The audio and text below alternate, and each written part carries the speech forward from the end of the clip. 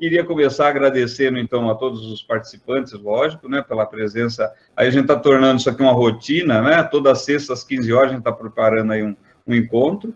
E queria agradecer imensamente ao nosso professor, Sérgio Lattanzi, que, além de um expert no direito tributário, é um professor excepcional, é uma pessoa ímpar, de uma gentileza imensa, e que aceitou participar, né, de forma graciosa e compartilhar seus conhecimentos aí, não só do direito tributário, mas principalmente hoje no direito tributário, que ele tem uma grande maestria.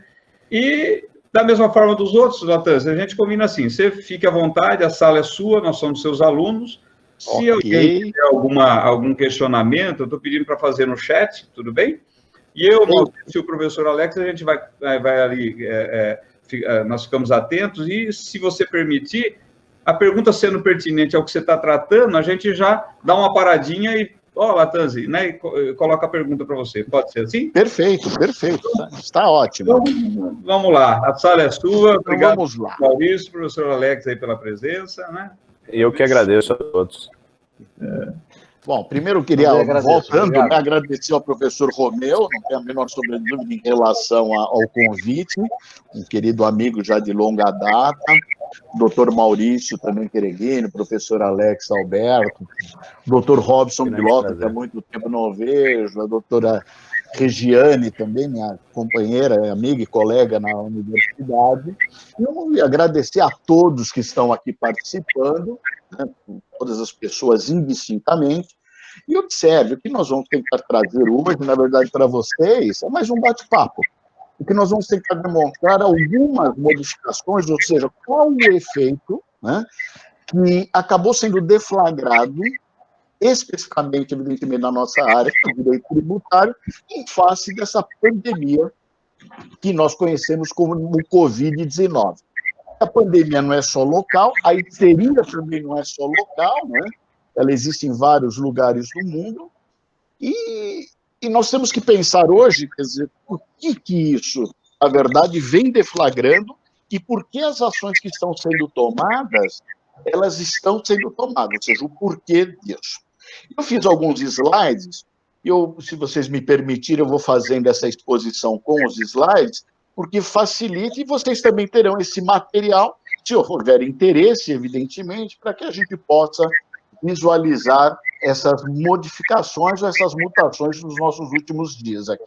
Perfeito. Eu não sei se vocês já estão visualizando. Vocês estão chegaram a visualizar o slide na tela ou ainda não? Ainda não. Espera um pouquinho, talvez eu precise fazer alguma coisa aqui. Apresentação. Deixe-me ver. Apresentar, eu preciso apresentar, né? Então, faz sentido, faz sentido. Faz sentido, né, Maurício? Esse rapaz, eu ouvi falar, viu? É porque ele prometeu não fazer piada, Lattanzi. Você vai morrer na promessa. Perfeito. Aí... Agora ela aparece? Aparece, sim. Agora você clica aqui embaixo ali na apresentação. Ok, perfeito. Perfeito. Então, nós vamos falar das questões tributárias. Eu gostaria de deixar claro o seguinte, isso é mais um bate-papo, evidentemente, porque a grande maioria já são profissionais do direito. Vou tentar também com uma linguagem um pouco mais simplificada para aqueles que não são da área do direito, ou são empresários, etc. Tal. Então, vamos observar, nós vamos tratar esse assunto em 4 partes distintas. Okay? A primeira parte refere-se à prorrogação do pagamento de tributos, ou seja, quais as legislações, quais as normas legais ou infralegais estão tratando desta matéria e qual o reflexo dessas prorrogações. A segunda parte, nós vamos falar de redução, isenção e não incidência, ou seja, o que está... quais foram as legislações que deflagraram reduções de alíquotas, isenções, às vezes mesmo com outra denominação, e da não incidência tributária. A terceira parte nós vamos tratar de forma sucinta do chamado programa emergencial, que é um programa de fomento do governo, que são chamados empréstimos, né, que vão ser deflagrados, estão sendo deflagrados em benefício dos empregadores. E, por último, nós vamos dar uma pincelada na portaria 12 de 2012, do antigo Ministério da Fazenda, atual Ministério da Economia, que trata, né, da possibilidade a prorrogação seria automática para alguns dos débitos tributários deflagrados por situações calamitosas, ok? Então, nós vamos começar, né, como diria o outro, pelo começo. Então, vamos falar, em primeiro lugar, das prorrogações, ou seja, da prorrogação do pagamento de alguns tributos. A medida provisória 927, de 22 de março, ou seja, uma das primeiras medidas provisórias tributárias no decorrer dessa pandemia toda, ela trata do quê? Ela trata da postergação do pagamento do Fundo de Garantia por Tempo e Serviço.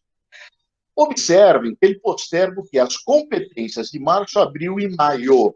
E essas competências teriam seus vencimentos originais no mês 4, 7 do 4, 7 do 5, 7 do 6. Observem que essa prorrogação permite também um outro benefício, entre aspas, para os contribuintes, ou seja, seria o parcelamento em até 6 vezes desse período em que está sendo postergado o parcelamento.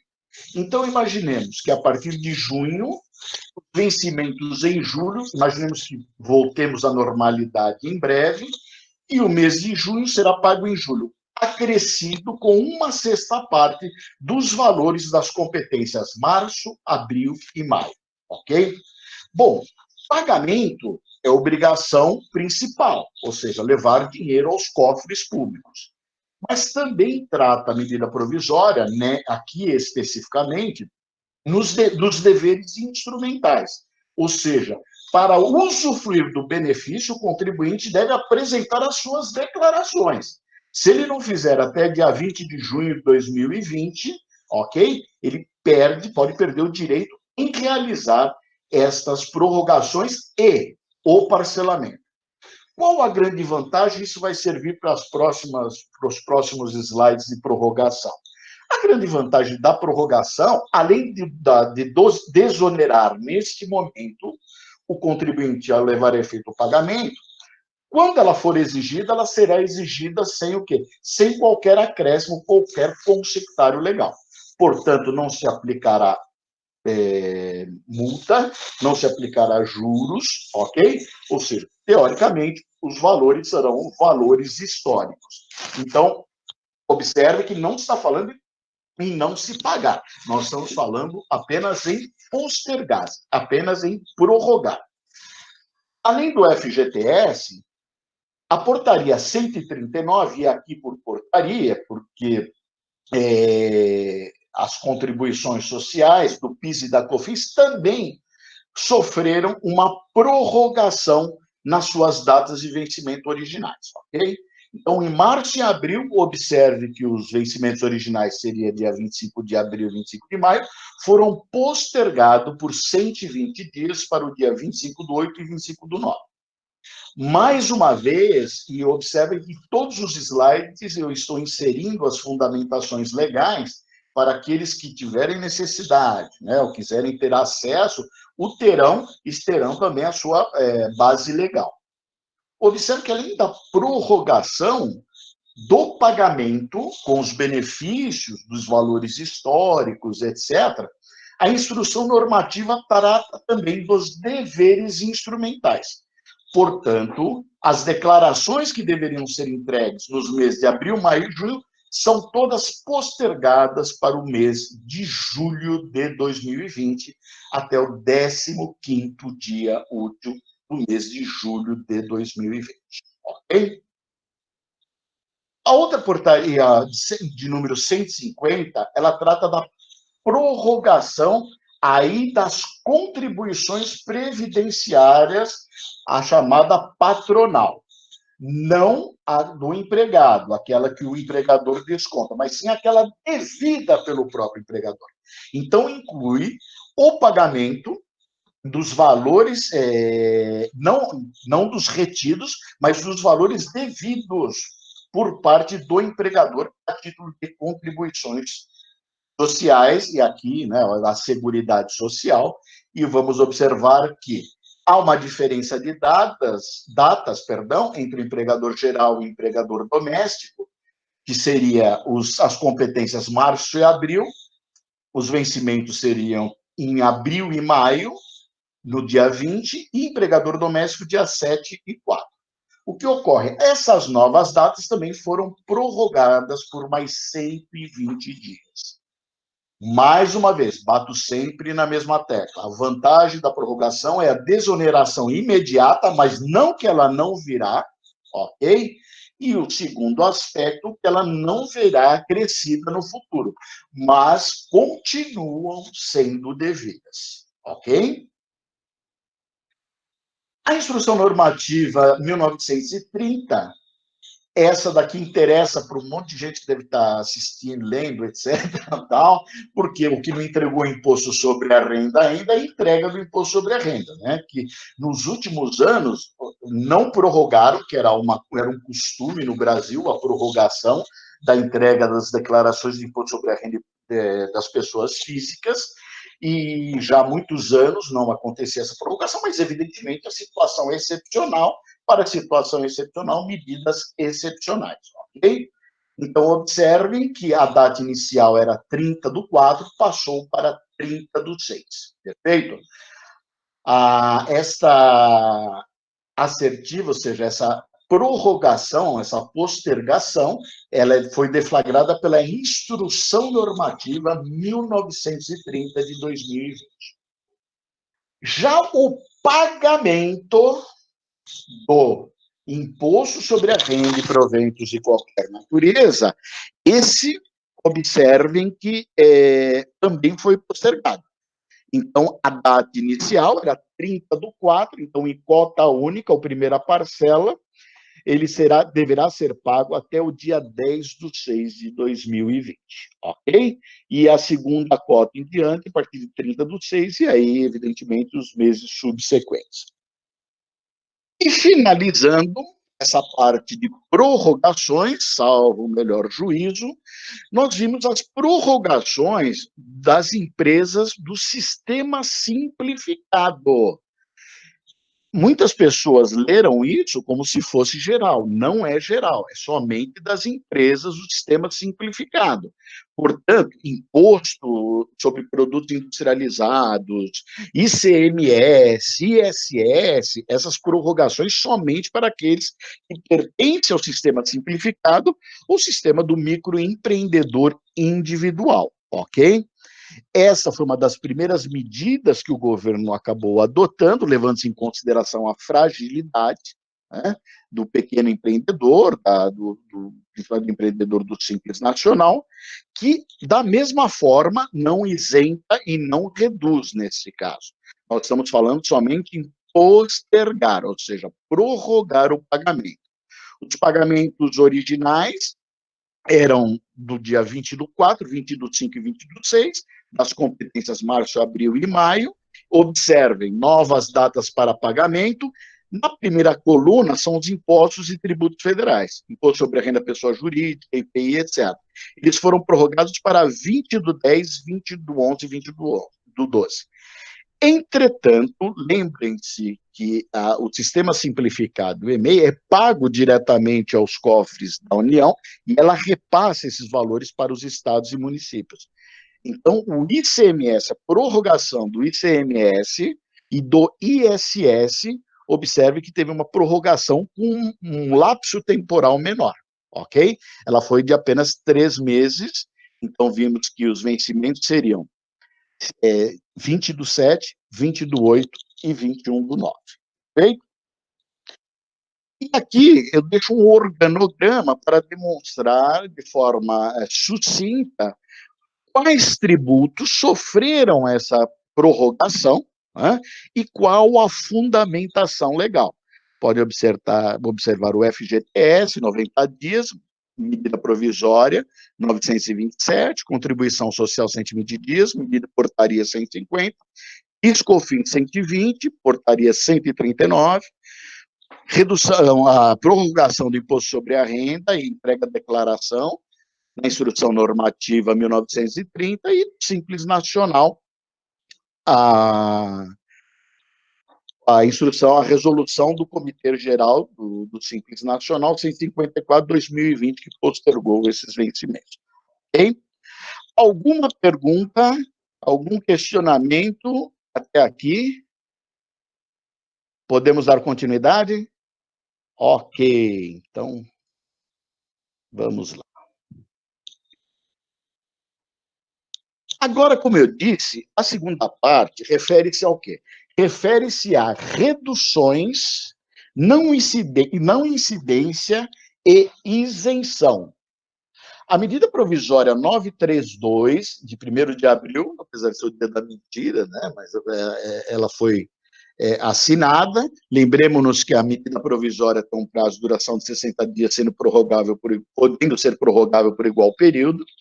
Observe que todas as alíquotas das contribuições sociais do Sistema S, né, que é aqueles direcionados, que nós chamaríamos de contribuições previdenciárias, também de interesse de categorias profissionais, como Senai, SESI, SENAC, SESC, SENAR, SESC, SENAT, SESCOP, a alíquota aqui anterior, na verdade, é a alíquota que estava vigindo até agora, então, até a publicação da medida provisória. Então, observe, 1,5%, 1%, 1,5%, 0,2 a 2,5%, 1,5%, 1% e 2,5%.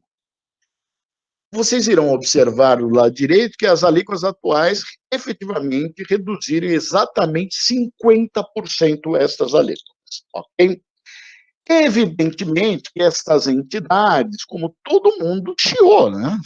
Mas nós estamos com 50% de redução do nosso faturamento, etc. Nesse momento, eu gostaria que eles fossem advogados, profissionais liberais e autônomos, para saber que você pode ter uma redução até de 100% no período, né, em que estamos nessa chamada quarentena. Então, claro que não vamos sair para as ruas, ninguém é louco, ninguém é insano, né? Nem de um lado e nem do outro, ou seja insano de direita, seja insano de esquerda, não interessa. O que nós temos que fazer efetivamente é, sim, visualizar a situação.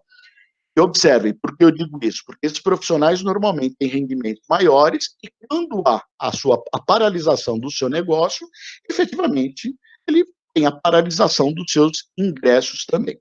Então, voltando, apesar das reclamações das entidades, né, foi determinado essa redução de 50%, e não se trata de postergação, necessariamente. Quer dizer, vai também estar postergado quando se fala em contribuição social patronal, porque o Sistema S está inserido também, então acredito eu que vai acompanhar o termos da prorrogação, mas também da redução do pagamento, a redução da alíquota. Mas observem que esta redução ela é por prazo determinado. Ela termina dia 30 de junho de 2020. Portanto, ela vai pegar o período, né, dos fatos geradores de competências de abril a junho de 2020. Se não houver nenhuma outra, né, determinação, teoricamente, ela deve voltar ou retornar aos percentuais anteriores, ok? Bom, por outro lado, nós temos aqui a chamada isenção, né? Que seria o quê? A isenção do imposto sobre operações financeiras deflagrados pelo decreto 10.305, também de 2002. Ok? Ele altera o decreto 6.306/2007 e passa a vigorar, né, com a seguinte redação. Então, nas operações de crédito contratadas no período de 13 de abril a 3 de julho, as alíquotas do IOF, previstas nos incisos 1, 2, 3, 4, 5, 6, 7 e capto, ficam reduzidas a zero, ok? E o disposto também se aplica a outros tipos de operações financeiras.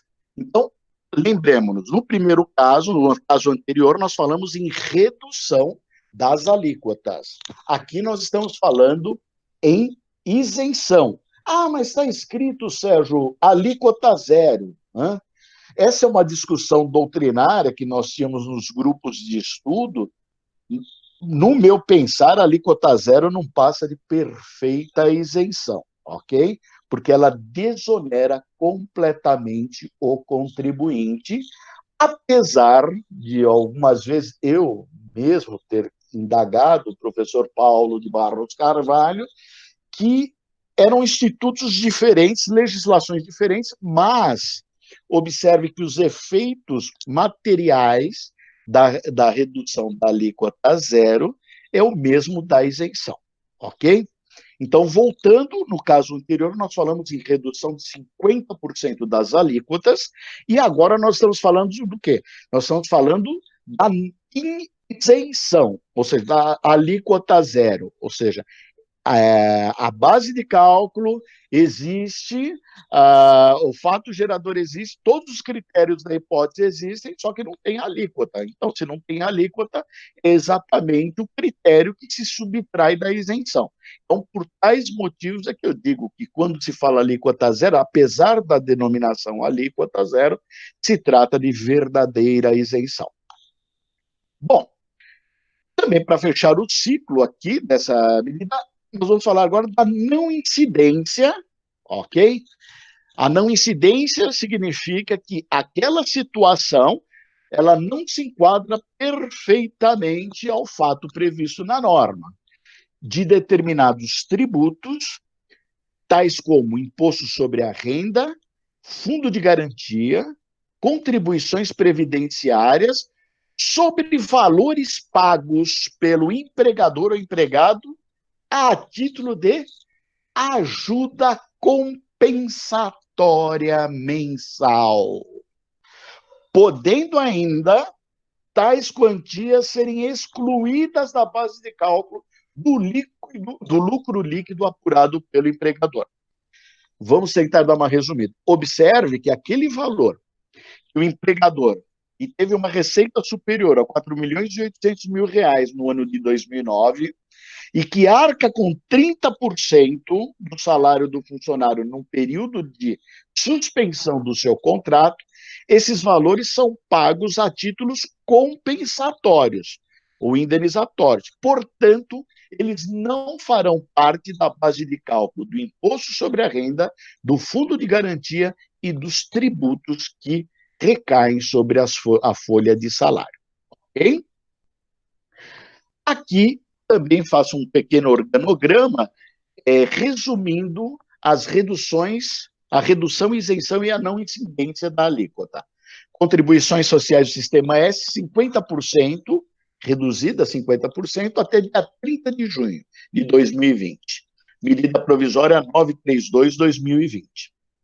IOF, isenção de até 3/7/2020, através do quê? Do decreto 10.305. Então, sobre as operações financeiras, de crédito, etc., não será aplicado o imposto sobre operações financeiras até o dia 30/7.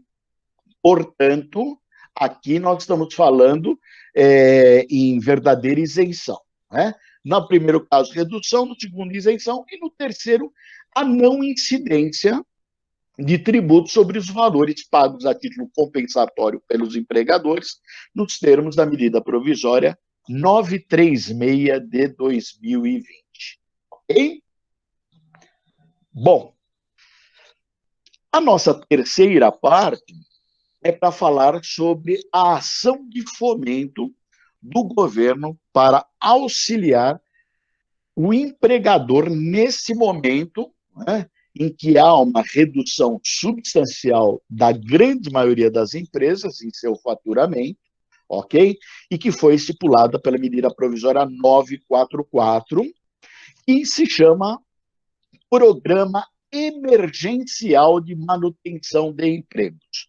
Quando eu falo fomento, né, com a forma de fomentar, de fazer com que funcione a economia, as pessoas consigam adimplir as suas obrigações, observe que, nesse caso específico, estamos falando de empréstimos.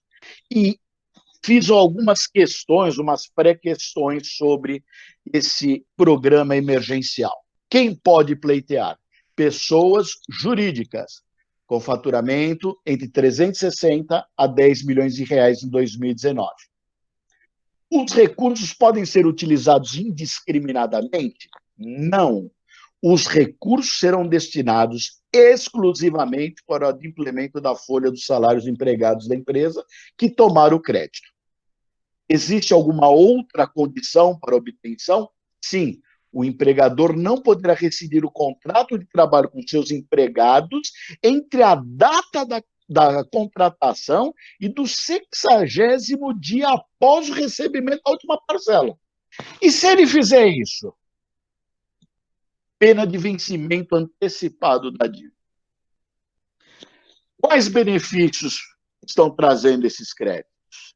Juros de 3,5% ao ano, prazo para pagamento de 36 meses e carência de 6 meses. O que é a carência? É o período entre a contratação, o recebimento da quantia e o início do pagamento por parte do tomador do empréstimo. Okay? Qual o grande objetivo? O objetivo é vinculado efetivamente que é a necessidade das empresas, das pequenas, médias empresas, né? Nós estamos falando de faturamento de 360 mil a 10 milhões aproximadamente. Então, observem que para essas empresas existe esse empréstimo, essa possibilidade de tomar esse dinheiro através das instituições financeiras com juros de 13,5% ao ano, ou seja, mais ou menos a taxa Selic, né, que é a remuneração hoje da nossa chamada taxa Selic. E, por último, aí sim, a nossa quarta manifestação, né, a quarta parte aqui do nosso esclarecimento, em relação à portaria de 12 de janeiro de 2012. Para observar, como vocês estão vendo, através das transparências, que essa portaria ela foi emitida pelo ministro de Estado da Fazenda, à época, hoje ministro da Economia, ok? Na data de 2012, em janeiro de 2012. Por quê? Porque a legislação, a lei diz que quem estipula os prazos de vencimento do tributo, quem pode prorrogar, etc., tal, é o ministro da Fazenda, ok? Bom, então vamos lá. O que prescreve essa portaria? Artigo 1º.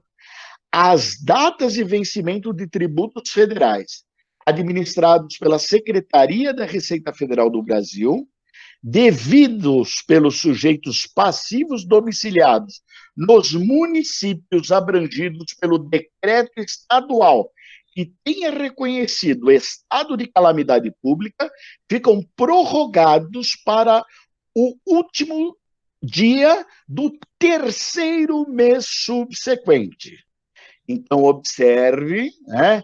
Então, há uma prorrogação aqui do pagamento para o 3º dia útil para o último dia útil, perdão, do 3º mês subsequente. Parágrafo 1º. O disposto no caput aplica-se ao mês da ocorrência do evento que ensejou a decretação do estado de calamidade pública e ao mês subsequente. Então, tem uma questão, algumas questões que eu jogo para o nosso grupo aqui e pensar o seguinte. Primeiro que nós temos de observar que é uma portaria emitida pelo Ministério da Fazenda. Portanto, só tem abrangência federal, ou seja, sob a administração pública federal e sob os tributos federais. Ok? A segunda questão, existem contribuintes que estão tentando reduzir, postergar o pagamento de impostos estaduais e municipais utilizando-se dessa portaria. Será que eles poderiam, partindo do pressuposto que essa é uma portaria do Ministério da Fazenda, antigo Ministério da Fazenda e atual Ministério da Educação, poderia, né, ter o condão de influenciar sobre esse aspecto? Observem que, no primeiro momento, o judiciário foi muito receptivo às ações.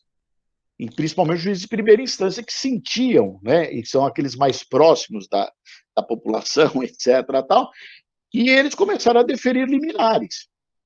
Não só para tributos federais, como também para alguns tributos estaduais e tributos municipais. Mas observem que os tribunais começaram a rever essa decisão. Realmente é uma situação muito distinta. Eu não diria que um está certo, um está errado, né?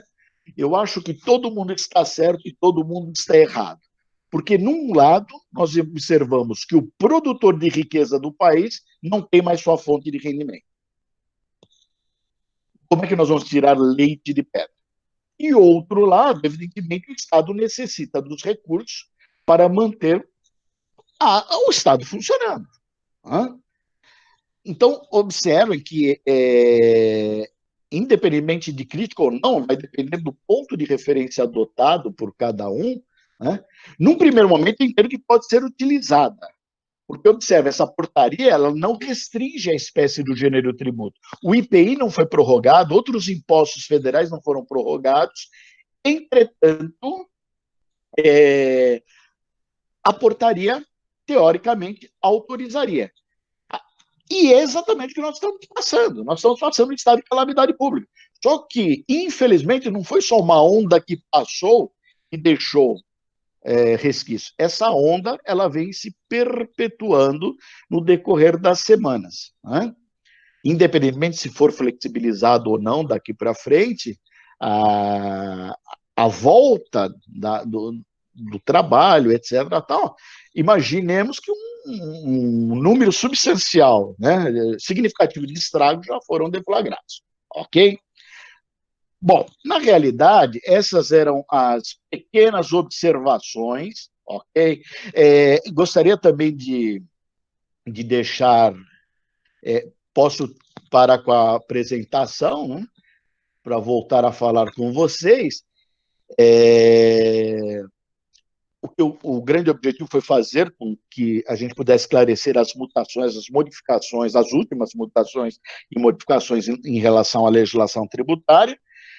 E alguns municípios, recebi, inclusive, quase que de madrugada, o meu querido amigo dileto, auditor, contador, Eliel Granado, né, que ele não dorme visualizando as mutações, que em Indaiatuba, a partir de hoje, está reabrindo a atividade comercial, não de serviços essenciais, claro, com regras a serem cumpridas, e não são poucas, mas que vem demonstrando, talvez, algo que possa aparecer aí num horizonte vindouro, um início de final desse drama que nós estamos passando. Agradecer a toda essa paciência enorme dessa sexta-feira, vocês estarem me ouvindo, e não vi nenhum porco ainda caído, né, porque aqueles que caíram ficou preta a imagem, e escureceu a tela, e fiquem à vontade para os questionamentos e para as críticas também, que elas sempre são e serão sempre muito bem-vindas. Obrigado, professor Romeu, e a todos vocês que estão presentes nesse chat, nesse bate-papo.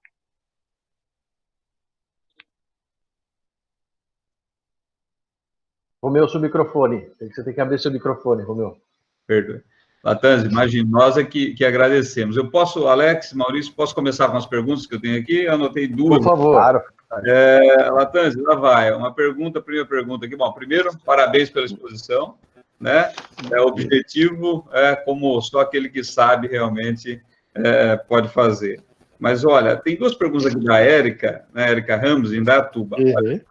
Algumas prefeituras haviam decidido, por meio de decreto, a prorrogação dos vencimentos que divergem das datas estabelecidas pelo governo federal, e que se pronunciou algum tempo depois. Nesse caso, seguimos a data do governo federal no pagamento dos impostos das empresas simples?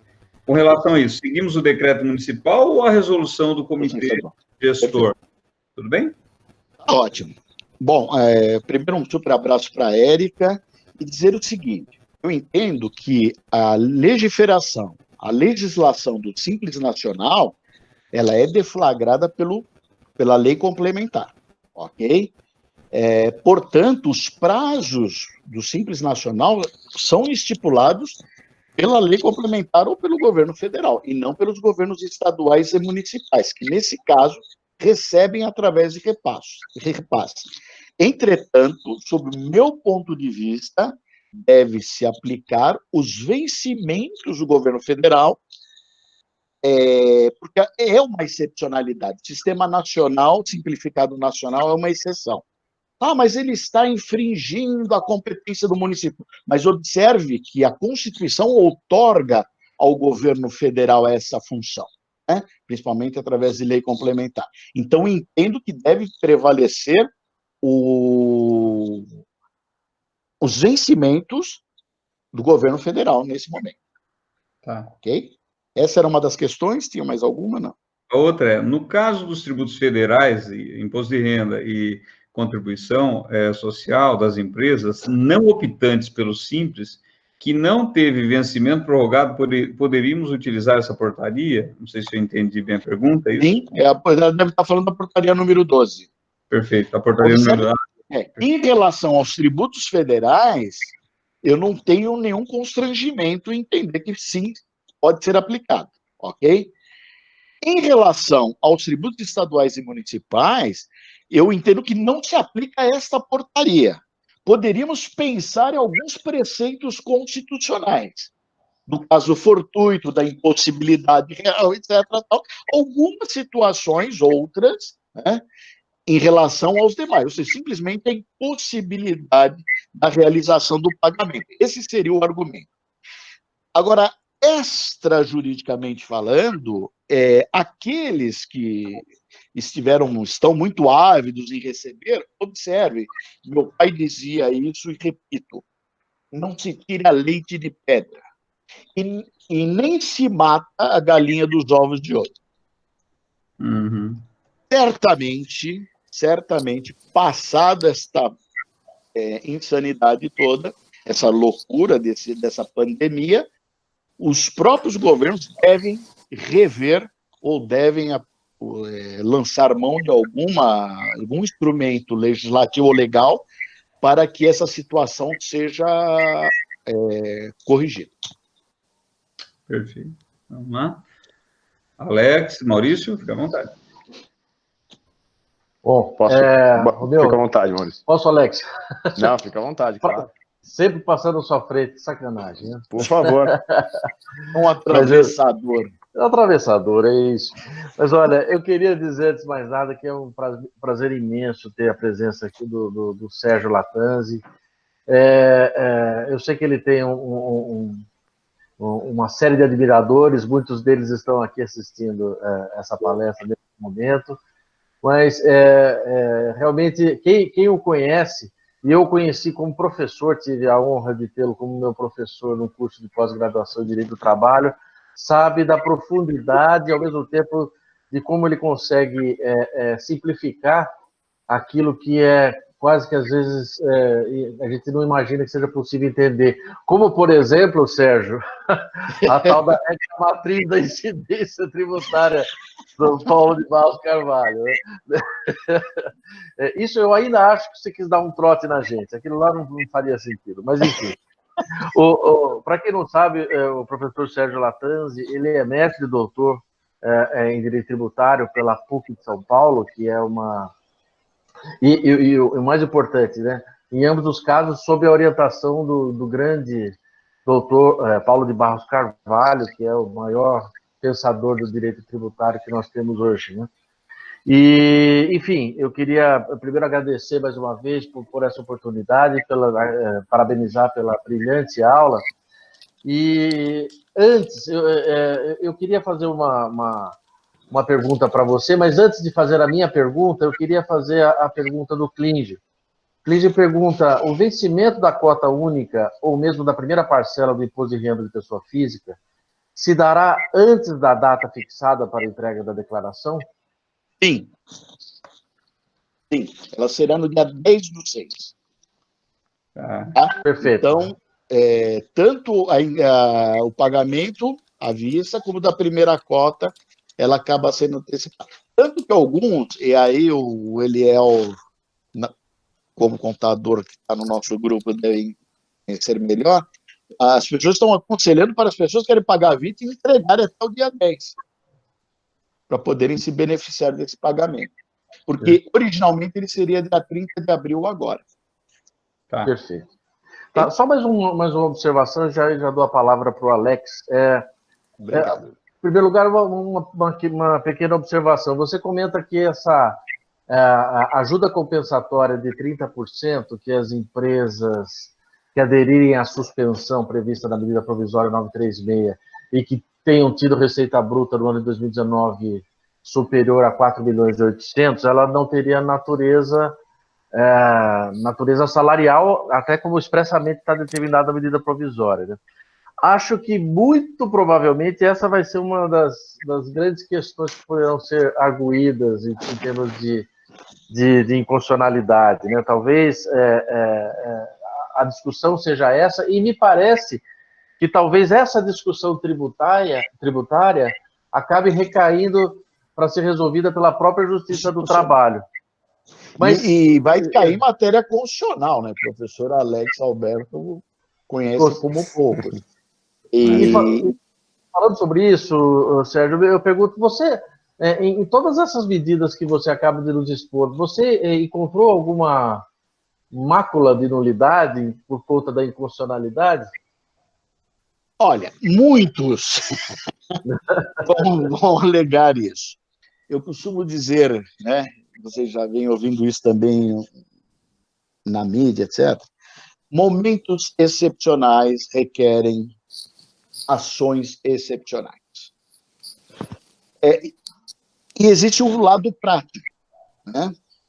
Num primeiro momento, por exemplo, quando você fala da redução das alíquotas do Sistema S de contribuições sociais, evidentemente que você vai desagradar um público significativo. Por quê? Olha a quantidade de entidades. Quem não conhece o SESI, quem não conhece o SENAI, quem não conhece o SENAC, ele vem e diz, olha, eu vou ter que parar não sei quantas escolas. Claro que isso é ruim, né? Mas, por outro lado, ok, então permaneça com a integralidade das suas alíquotas, só que vai acabar havendo o quê? Eu chamaria isso não de desobediência social, mas seria uma desobediência por força maior. Não existe a menor possibilidade, e conversando com o professor Romeu Bicalho, nós falamos sobre isso, sobre as empresas. Não, a empresa que guardou. A realidade é que a grande maioria das pequenas empresas, né, médias, microempresas, elas faturam num dia para pagar a conta no outro. Exato. Como é que você vai, neste momento, vamos analisar aqui, etc. Tal. E nós não estamos falando em majoração de tributo. Nós estamos falando em redução da carga tributária. Só quem não concorda com isso é quem se beneficia diretamente. Não tem a menor sombra de dúvida. O cidadão comum, o cidadão normal, o cidadão cognoscente, que tem um mínimo de massa encefálica que funcione, eu vou falar, ou nós vamos ter que realmente abrir, conversando com o professor Romeu, ele falando do sindicato, né, numa discussão, vamos aproveitar agora, vocês estão brincando, vocês querem aumento, vocês têm que se preocupar em manter o emprego. Não se trata aqui de um jogo de forças. O empregador está seguro. O empregador está quebrando. Uma vez eu dei uma palestra, participava um secretário da Receita Federal, na época, e alguns outros convidados da matéria.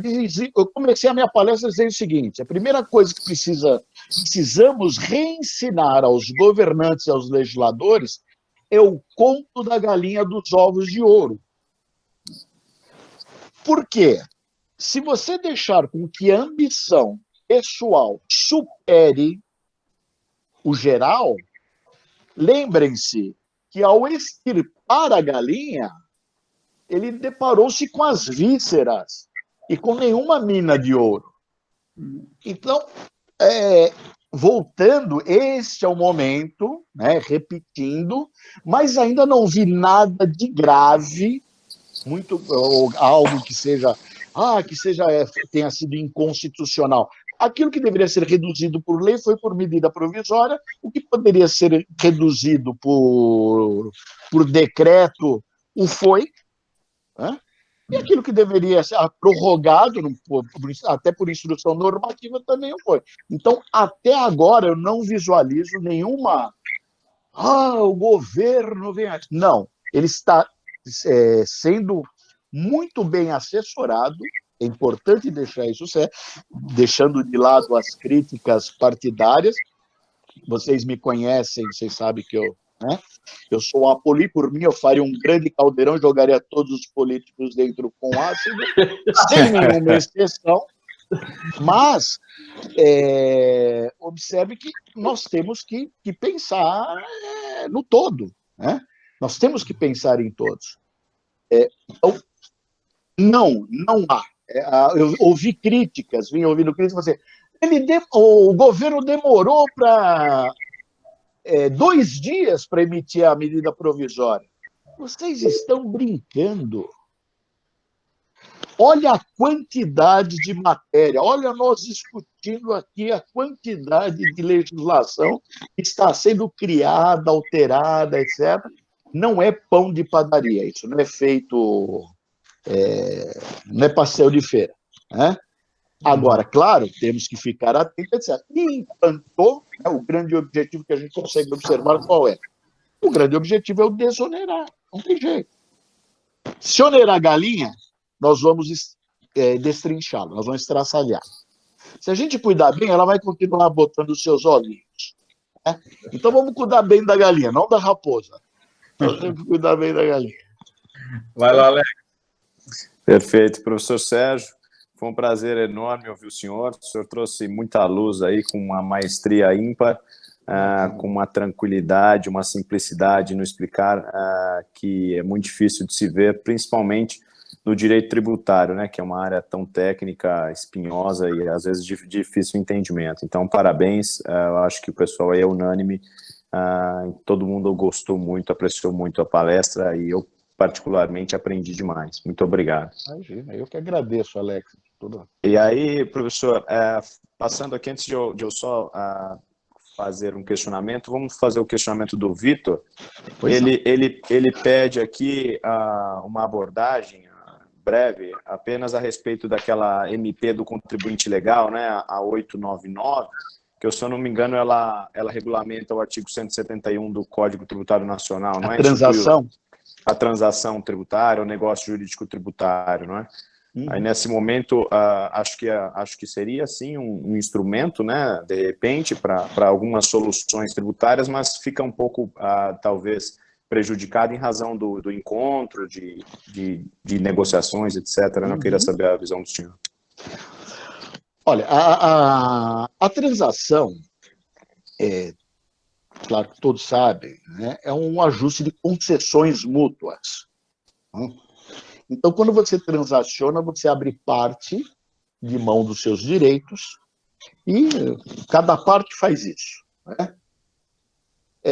Eu sempre dava exemplo em sala de aula, né, a transação. Quando a pessoa bate no seu carro, vai na frente do juiz, começa uma transação. Fala, olha, o conserto custou 10 mil. Aí o cara fala, não, mas eu dou 2. Fala, não, 2 eu não aceito. Eu vou recorrer, não, eu não vou aceitar, se for aceitar.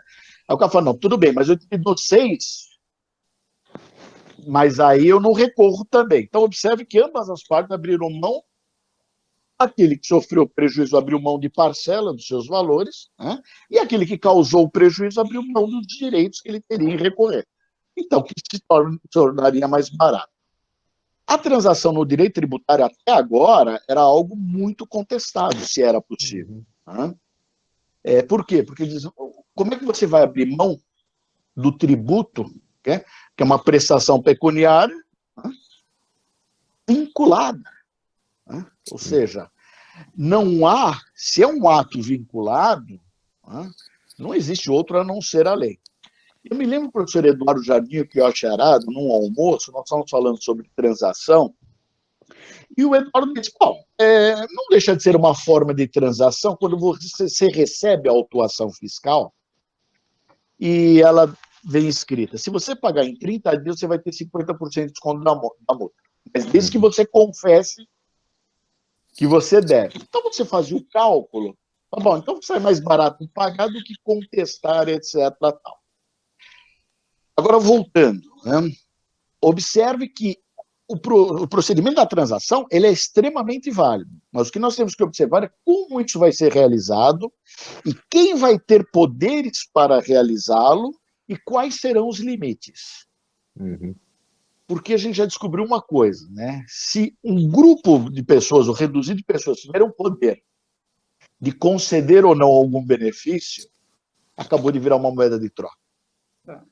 Então, eu entendo que a legislação deve ser muito clara em relação a isso, para que seja aplicada de forma isonômica e não arbitrária, tá? Ou seja, que todos venham se beneficiar da solução ótima, da solução menor, né? O professor Celso Antônio Bandeira de Mello, no seu livro Direito Administrativo, diz que a solução tem que ser a solução ótima, mesmo quando há a possibilidade de mais uma solução, mesmo nos casos discricionários que não sejam os discricionários puros, né? Então, eu entendo que é algo que é importante, só que a norma deve ser bastante clara em relação a isso, para que não haja utilização de forma inadequada ou ilegal desses valores, ok? Ou desse abrir mão, né? E claro que o interesse é fazer com que o contribuinte continue vivo, né? Eu lembro-me, há uns 20 anos atrás, eu tinha um contribuinte que devia 120 milhões de impostos ao fisco. E uma vez eu encontrei o procurador e falei assim, o seu contribuinte deve 120 milhões. Falei, em 10 anos, né? Falei, 10 anos. Só que ele pagou 900 milhões nesses 10 anos. Quebra o contribuinte.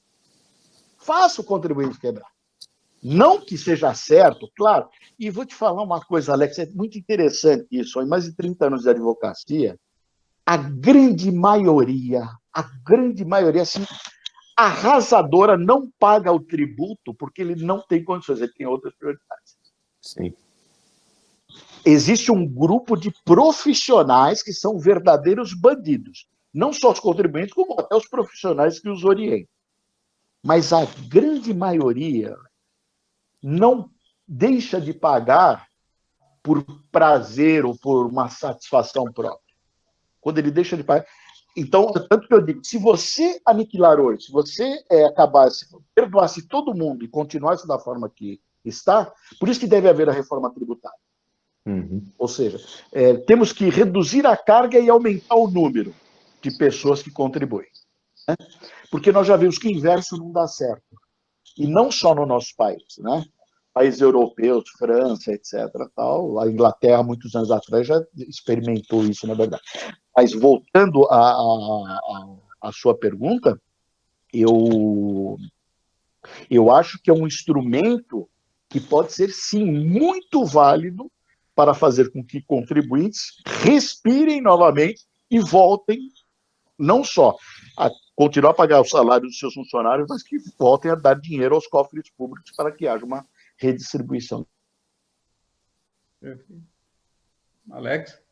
Perfeito, professor. Ótimo. Obrigado pela explicação. Eu ia só fazer um último comentário, eu não sei se nós estamos já... Pode, tudo fica bem? à vontade, não, sempre. Professor, professor, nós discutimos muito aqui na esfera trabalhista, principalmente no primeiro encontro. O professor Maurício gosta muito desse tema, que seria o fato do príncipe. E esse tema parece que ele está fomentando algum tipo de discussão na esfera tributária, não é? Aquela hipótese em que o empresário ali não tem condições de pagar, perde-se a capacidade contributiva, né, do direito tributário em razão de um fechamento imposto pela autoridade pública. E aí eu acho que isso causa um problema principalmente maior no ICMS, né, que tem o fato gerador antecipado, presumido, por muitas vezes encaminha-se a mercadoria, recolhe-se o tributo sem nem receber por isso, né? E o senhor vê alguma aplicação prática, alguma forma de essa teoria imperar no direito tributário ou não? Eu vejo que isso tem surgido aí na questão tributária, até de uma forma mais inédita, como a medida, né, dos governantes teria extinguido a capacidade contributiva por meio desse lockdown aí que foi feito. E aí eu acho que teria um problema, não sei, na minha visão de leigo tributário, mas mais no ICMS, não é? Que tem o fato presumido, na substituição tributária, em que se recolhe antecipado e tudo mais, né?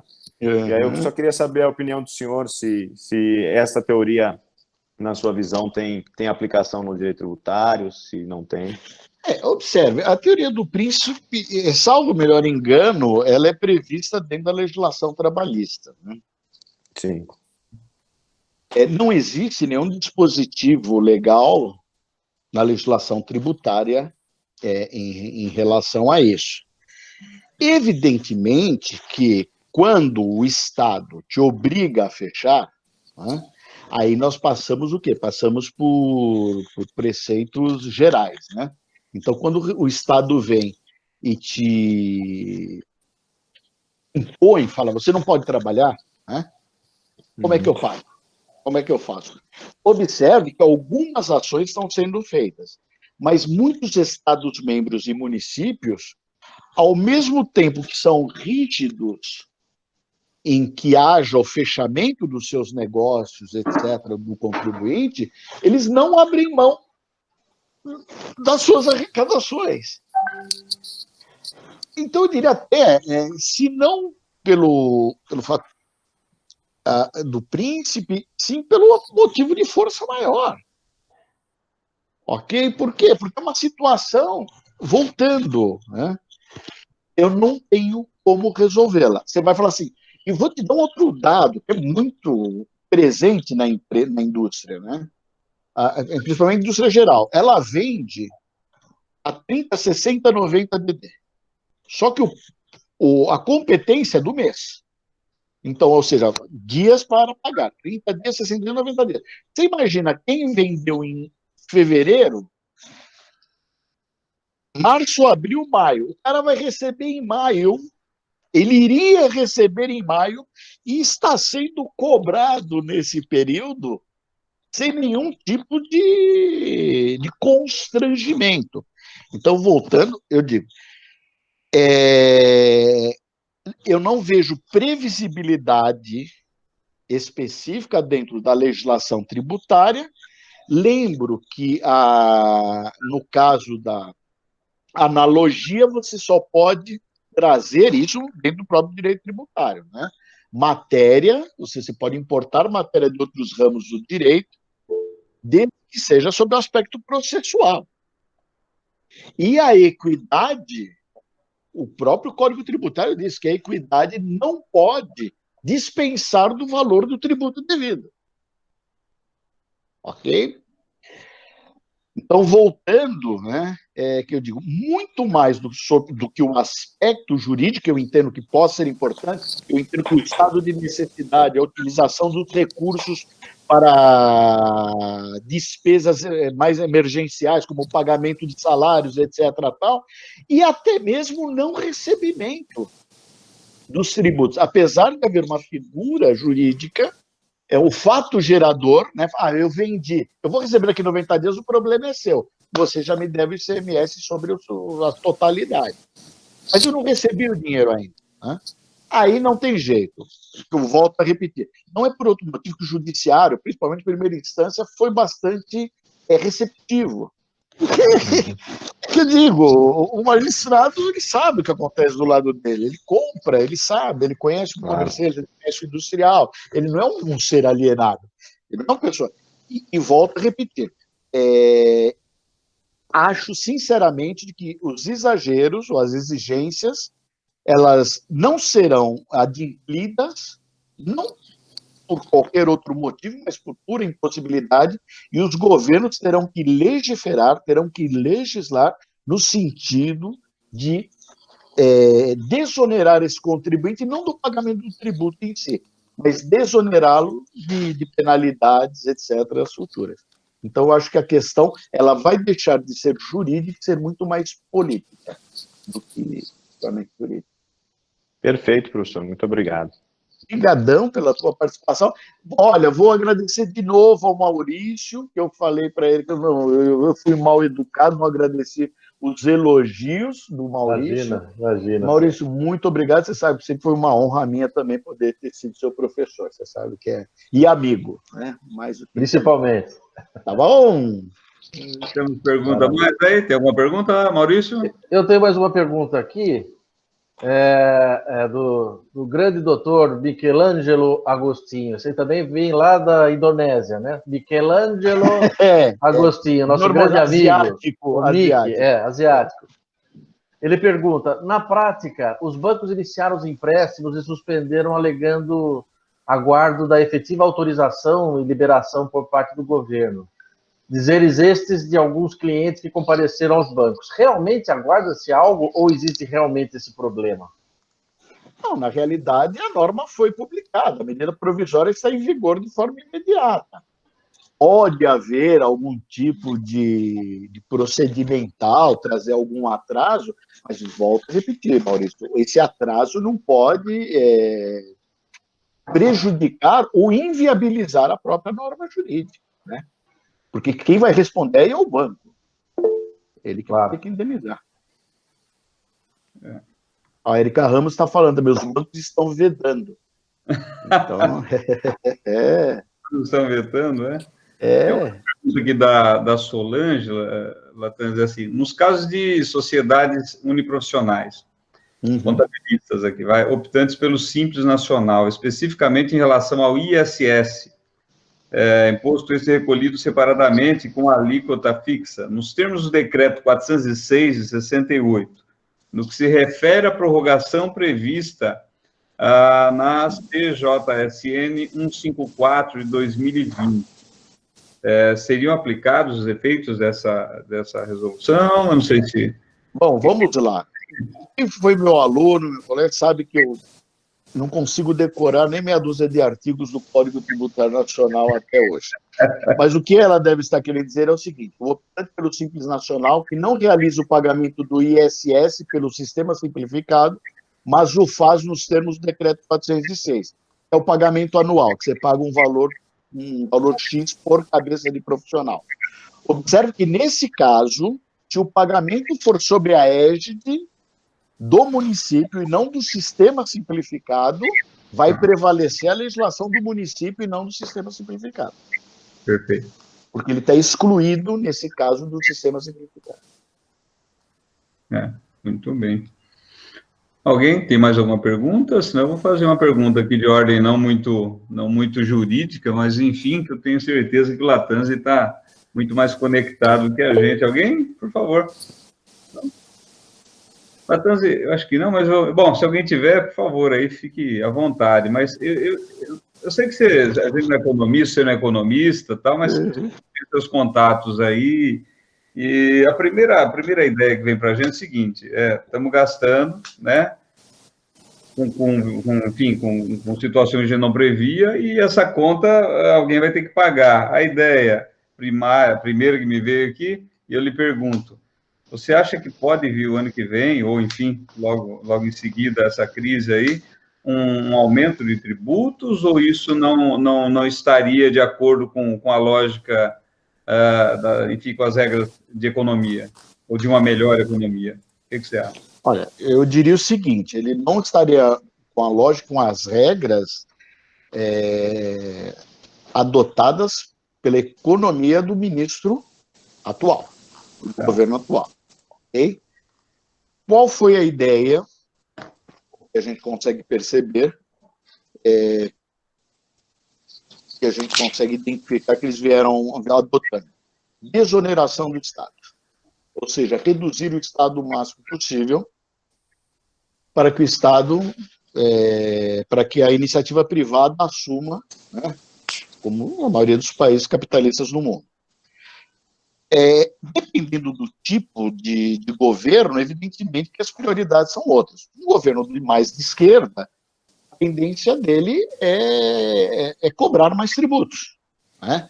Observe, aqui não é nenhum tipo de crítica que eu estou fazendo, eu estou fazendo uma constatação. Se você pegar os programas de governo dos candidatos a presidente das últimas eleições, das últimas 4 ou 5 eleições, e o próprio discurso, você vai observar que existe, como ocorre nos Estados Unidos. O Partido Democrata ele parte de um pressuposto de aumentar a tributação e o Partido Republicano reduzir a tributação. Mas porque ele é bonzinho? Não existe bonzinho nesse ringue. Né? No inferno não tem santo. Cada um tem o quê? Tem os seus objetivos. Quando o Partido Democrático ou a esquerda no Brasil, em outros países, etc., tal, fala em aumentar, eles pensam o quê? Não, vamos onerar a carga tributária para aqueles que ganham mais e redistribuir para aqueles que ganham menos. É uma forma bastante simplista, mas não deixa de ser. Quando o Partido Republicano ele vem e reduz o imposto, ele não reduz o imposto para ser bonzinho, ele reduz o imposto para aumentar a arrecadação. Porque, observe, quanto menor o imposto, devido maior o risco do cidadão e do empresário. Então, é mais fácil pagar do que sonegar. É mais fácil pagar do que ocorrer o risco. Tá? Então, são políticas diferentes. Pela minha visão, até agora, a política desse governo é a de não onerar. Acho que é uma boa oportunidade, inclusive, para acelerar as chamadas privatizações. Né?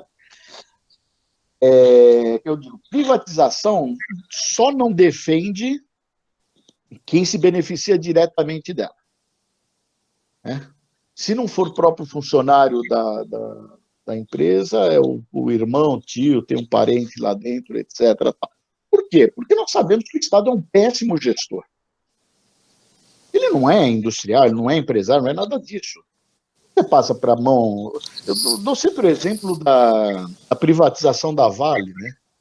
O pessoal vai acabar o emprego, vai acabar aqueles fundos absurdos, né? De pensão, etc. Tal. Isso acabou.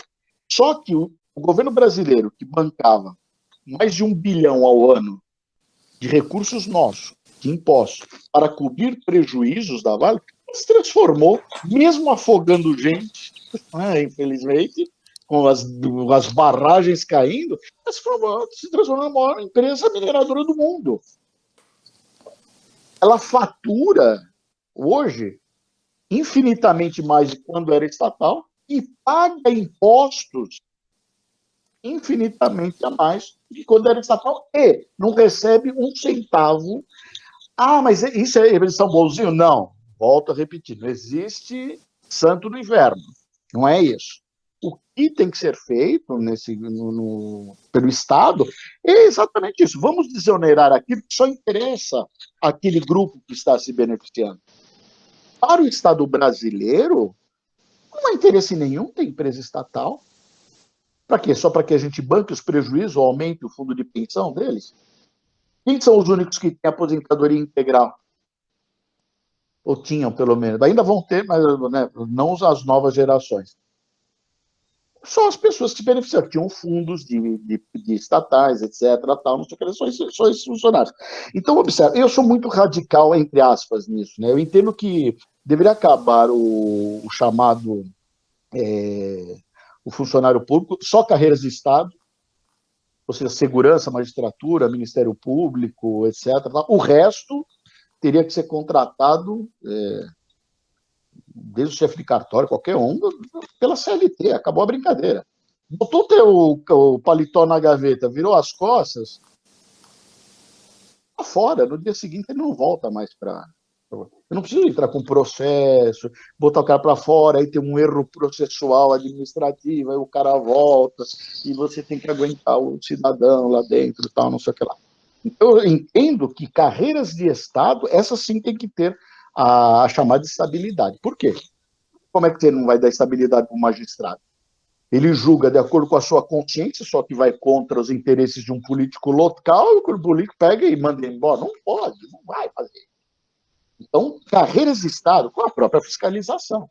Né? Então, carreiras de Estado, eu entendo que, efetivamente, tem que ter estabilidade, etc. O resto tem que fazer parte do bolo normal, como todos nós. Eficiente, ótimo. Você vai ganhar, você vai ser bem remunerado, você vai ser promovido, etc. Ineficiente, você não apareça mais aqui. A partir de amanhã, pode até pagar o fundo de garantia, os 40%, etc. Tá? Eu não te quero mais aqui dentro. Né, eu entendo assim, não que não possa haver. Talvez essa pandemia nos leve, e há O problema que não tem jeito, observe, nós estamos parados há 2 meses. Mais de um mês, pelo menos, 40 dias, 50 dias, né? É que parece uma eternidade, porque eu estou com a minha filha em casa, então estou ficando desesperado já. Ela tem 19 anos, então está me deixando louco. Mas observe que fatalmente nós vamos ter problemas. E esta conta vai vir, ok? Agora, economistas, cada um diz uma coisa. Eu vi uma entrevista do Armínio Fraga dizendo que não tem problema pagar, tal, não sei o que, só não pode se perpetuar. Por quê? O Estado faz o que fez até hoje, ele emite título público, paga a conta e vai dissolver isso nos próximos 10, 15 anos. Perfeito, tudo bem. Ontem eu vi uma informação, uma ideia que foi candidato à presidência, Henrique Meirelles, dizendo a possibilidade, talvez, imprimir mais dinheiro para pagar as contas, etc. Quer dizer, você imagina, se economistas, né, desse nível estão falando em imprimir mais dinheiro, né, tá tudo bem, vamos. Quem somos nós? Agora que nós vamos ter um período que vai exigir um esforço significativo nosso, vocês não têm a menor sombra de dúvida. Eu acho que, se continuar a mentalidade que veio orientando até agora, vai se acelerar o processo de desoneração, processo de redução de empresas estatais, etc., tal, porque reduziu, acabou a brincadeira, mas nós já sabemos que não é fácil, né? Nenhum dos lados aqui. Quando um tenta fazer uma coisa boa, parece que o outro atropela. Quando é inverso, parece que um atropela o outro. Ninguém, volto a repetir, parece que estão olhando só o seu próprio umbigo. Ninguém percebeu ainda, se nós não nos dermos a mão, é o Titanic. Não vai sobrar para ninguém, né? Os ratos também vão ser afogados nessa brincadeira. Então, a minha visão, né, daqui 2 meses aumentou o tributo, pode até, talvez, ocorrer, mas a tendência é que isso não seja feito, ou se for feito, que seja feito da forma menos onerosa possível, ou da forma menos gravosa possível, porque nós continuamos com problema, né? Os pagadores de impostos são os contribuintes são os empresários, são os trabalhadores. Se o trabalhador está sem dinheiro, se o contribuinte, a empresa está sem dinheiro, você vai arrancar da onde? Né? Vai onerar mais o quê? Né? Se onera, exatamente. Agora, o que você tem que fazer? Você tem que desonerar as despesas do Estado. Isso você tem que fazer. Você tem que tirar das costas do Estado e dragão, né? A loucura de empresas, etc., que o Estado participa e fica bancando aí determinadas coisas que são total. Quem paga somos todos nós. E, inclusive, os funcionários públicos pagam essa conta também. Ok? Perfeito. Bom, gente, alguém tem algum apontamento, alguma observação? Por favor, fique à vontade. Alex, professor Maurício, professor Alex. Eu não tenho nenhum apontamento, Romeu. Para mim está perfeito. Também, para mim está tudo ótimo, perfeito, foi brilhante, como sempre. Quero mais uma vez agradecer. Muito obrigado a todo mundo. Opa, Latésio Klinger. Oi, professor. Doutor Latanzi, o senhor colocou bem a questão, quer dizer, do pequeno empresário. Normalmente, esse pequeno empresário é fornecedor de grandes empresas, no seu grande geral. E essas impõem. Eu tenho uma empresa que fornece para montadoras. O prazo mínimo de pagamento é de 45 a 60 dias, chegando até 90 dias.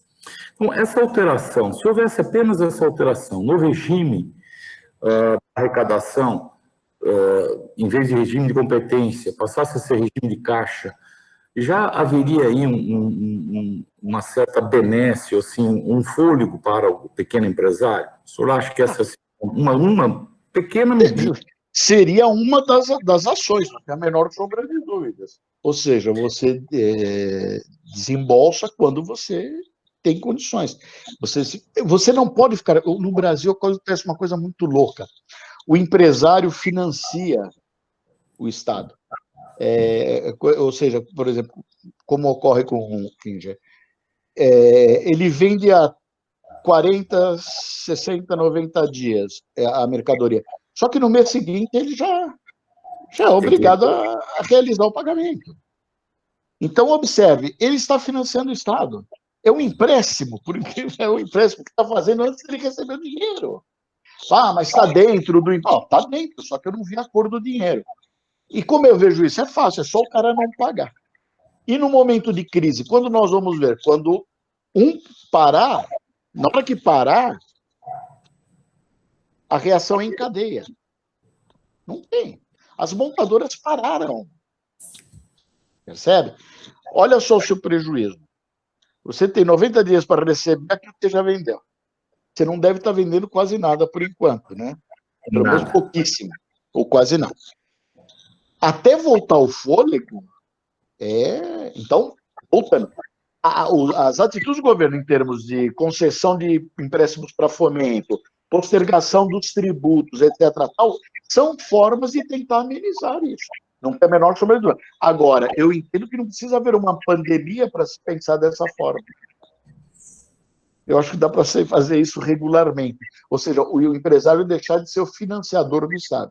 Ele continua sendo o nosso sócio. Nós nos importamos que o maior deles, né, o que leva os lucros, na verdade. Não tem problema. Mas a gente não se importa. Mas não me deixa ser o seu banco também, né? Eu contribuí na medida da minha riqueza, tudo bem, ok. Mas nesse contexto, que já vinha vindo desde antanho, e agora, sobremaneira, nessa situação em específica, quer dizer, como o professor Alex também comentou, eu acho que está havendo um exaurimento da capacidade contributiva. Não tem. Isso. Está falando sobre pretensos créditos futuros ou pretensos fornecimentos futuros. Né? Que não se sabe nem sobre a venda já realizada, não se certeza de recebimento. E muito menos futuro, é exatamente isso. Mas não tem a menor sombra de dúvida. O ideal é que o desembolso ocorra somente quando você deixar de ser o financiador, deixar de ser o banco do Estado. Isso é muito importante. Tá bem. Bom, gente, olha, nós já exploramos aqui o professor Lattanzi aí um bom naco do tempo dele, né? Então acho que em nome de todos, né? Professor Maurício, professor Alex e, né, de todos os colegas que participaram aí, e a quem agradeço novamente. Mais uma vez, obrigado, Lattanzi, pela gentileza das suas lições. E, assim, se você tiver... Eu sei que tempo é o que não está, né, faltando, vá. Isso parece piada de vocês, mas eu estou trabalhando mais agora do que eu estava trabalhando antes. Sem brincadeira. Então, são 3, então. Não é, Alex? Não é, muito mais. Então, quem fala isso é piada, né? Mas a gente conta que você acredita. Então, Lattanzi, muito obrigado mais uma vez pela sua disposição, pela gentileza. Enfim, e a gente também está aqui, conte com a gente o que precisar. Se tiver algum tributo sobrando aí, pode mandar para o Klinger, ele está aceitando. Ótimo. Obrigado muito. Imagina, eu que agradeço a todos vocês que participaram, e quando precisar é só me chamar, que será uma honra poder vir e participar com vocês, trocar ideia com todos vocês. Tá bom? Muito obrigado, professor Lattanzi, professor Romeu, professor Maurício, todo mundo que acompanhou, foi um grande prazer. Hein? Prazer todo meu. Obrigado, Romeu, Sérgio, Alex, foi um prazer enorme. Um abraço. Tchau, tchau. Um abração. Um abraço. Um abraço.